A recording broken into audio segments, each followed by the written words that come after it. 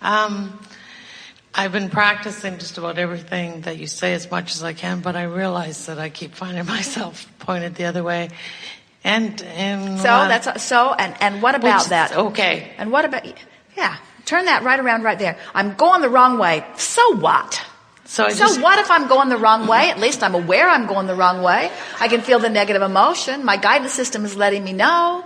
I'm defending this because I've sort of got this burr under my saddle. I'm going the wrong way and I know it, and I'm going that way on purpose just for a little while, just for the drama and effect of it. I know what I'm doing, and because I know what I'm doing, I can stop it any time I want. I'm sort of slowing it down now. It's not as much fun as it was at first when people were amazed at my diligence. And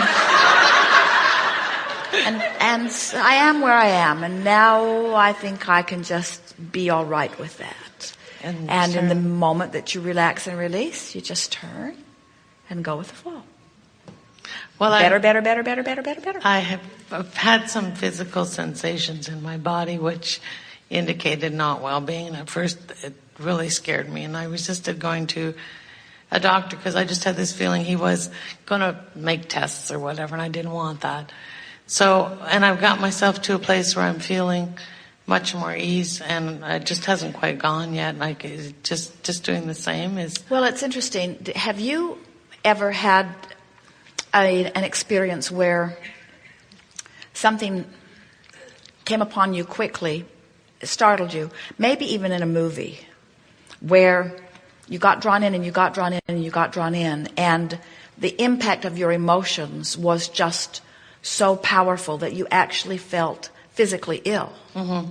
So we're wanting to say to you that there are many, in fact, all physical sensations that you would call negative in nature are all about the way energy is flowing within your experience. And so in the beginning stages of that contradictory, in fact, all illnesses start with a sensation of negative emotion. First, it's the sensation of contradictory energy. Then it's the manifestation of contradicted energy. But at any point along the way, whether it's just a sensation or whether it's showing up on a test or whether it's the early showing of something on a test or whether it's a full-blown illness, it doesn't matter. It doesn't matter. It doesn't matter, because at any point, if you can stop and relax in it instead of pushing against it, your body will right itself. It really, really will.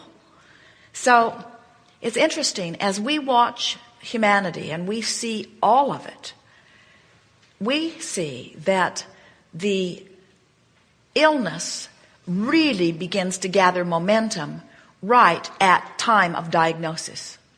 Because you get an expert shining a spotlight and then confirming, and the doctors would say, "Oh, Abraham, you misguide them, because if we can catch things in the early subtle stages," and we want to finish their sentence, "if you can catch things in the early subtle stages, you can parlay them into full-blown illness." Right. In fact, you can take a healthy person who has no sign of illness in their body and you can scare them to death over illnesses in other people's bodies until they, through listening to you, begin to push against their natural well-being, contradicting their energy. Illnesses are becoming more on your planet, not fewer. There are more illnesses today, not fewer than before, more every single day, as science and medicine is shining a spotlight on what you don't want and then embarrassing you into going in for the tests, you see. And so what you want to say is, I live in a healthy body, and sometimes it's healthier than others, but in all conditions, my body has the resources to right itself. And it's not about some illness jumping into me, it's about me holding wellness out.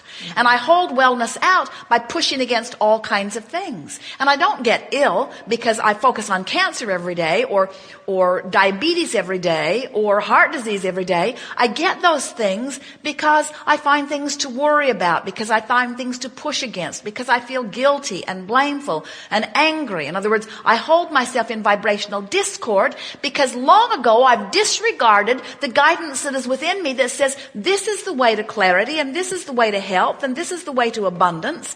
Instead, I listen to that one and that one and that one who says, no, hard work and struggle. You're wrong. You need to be embarrassed. You need to feel guilty. You need to redeem yourself. You need to accept the inappropriateness of you. And we say, say, in the moment that somebody convinces you to accept a particle of inappropriateness in you, they have pointed you in the direction of illness, potential illness.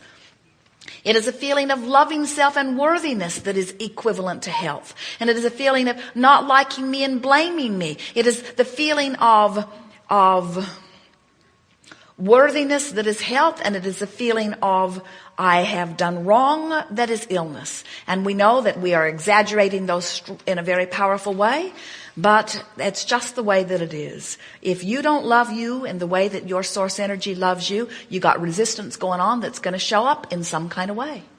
Some kind of way. And so you say, well, isn't this good? My body feels mostly really, really good. And now I'm having some sensations that are scaring me. And we say, and we're certain that there's been something else that stimulated your thought that's made that the crack of least resistance. Right. In other words, you either know someone or you've been studying something, or we're surprised any of you can be healthy with that television that is in your house. Because it is full of information to try to frighten you into behavior that will give them money. I got rid of the TV. And so what you want to say, Esther used to shout at the television, don't you know that you're creating more illness than you're helping?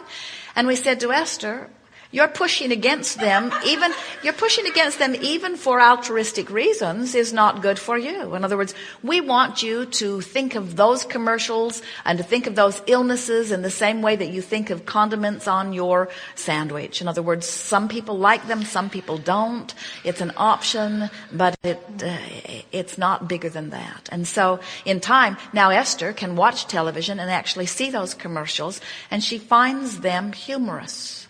She finds them humorous. And what she says to them softly and lovingly each time one of them gets her attention is, you don't really know what you're talking about, because you're talking about something other than energy flow, and everything's about energy flow. So your statistics are all about something other than energy flow.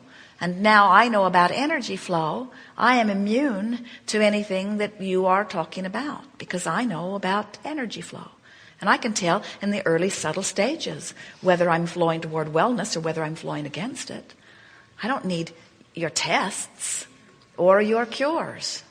And when medicine and science finally discovers that what they're looking for is the cause of the illness, not the cure for it, the cause of it, which is always vibrational.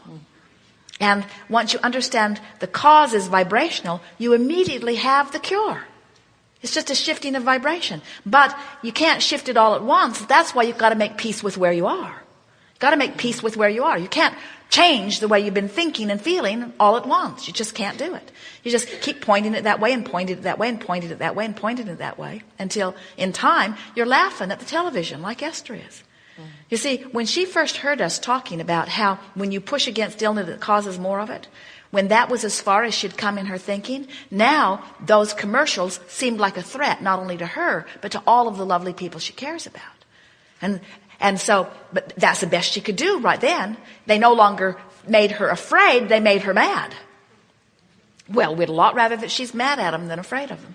Mm-hmm. Because her anger is more in the flow than her fear, yes? Mm-hmm. But anger doesn't serve her either. Now she's laughing at them. Not mocking them. She knows they are well-meaning. Not laughing at them, wanting to put them down. Laughing at their misunderstanding of how things work.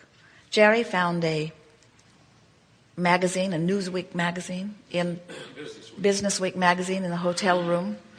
And the cover and the lead article was about how doctors really don't know anything about anything about anything.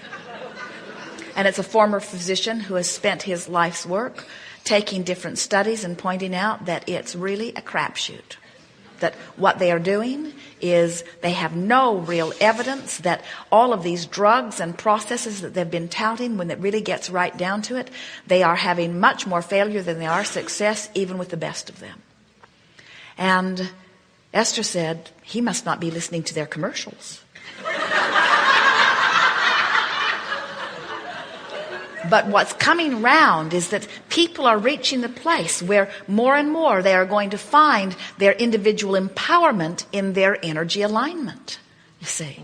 Because when you are applying medicine or surgery, drugs, to energy that is still in misalignment, you're getting quite a variable of results. And that's what they can't pin down. Until they put the flowing of energy factor into the equation, they're still going to be guessing, and they're going to be wrong more often than they're right. Where once you understand that you have control of the way you feel, and you're working to feel better and better and better and better, not only does passion flow, but all concern about anything else asserting itself into your experience that is unwanted evaporates. Yes, indeed.